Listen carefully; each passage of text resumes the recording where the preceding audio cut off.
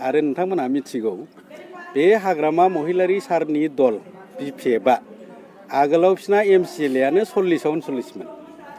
दा थांनाय बाराव बिसोरो 17 जन देरहादों, 6 जना खारबाय, ओंखायनो 11 जन दं।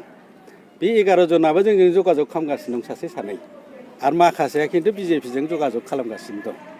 जोंसो इउपिपिएल आरो बिजेपिआ मोनसे बन्द'बस्थ' खालामनानै दोनदों।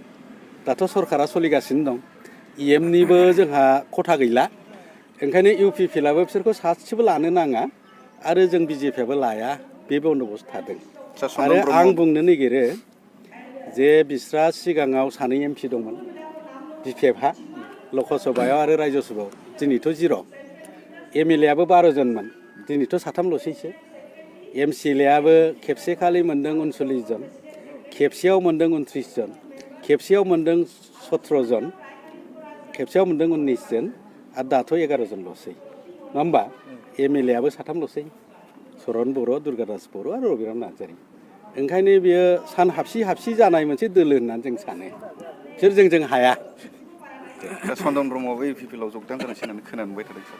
इउपिपिएलआव चन्दन ब्रह्मल' नङा, नोंसोरबो जों बयबो जइन जायोबा जों गासिखौबो लाजोबथारगोन। मानोना पलिटिक्सआ धने जने, फायसाबो थानांगौ, मानसियाबो बुरजा थानांगौ। ओंखायनो जोंहा फान्डनि बेबस्था दं, आरो मानसिखौथ' जों बर', हारसा, सावथाल, बांगाल, राजबंसि बयखौबो लेंगासिनो दं।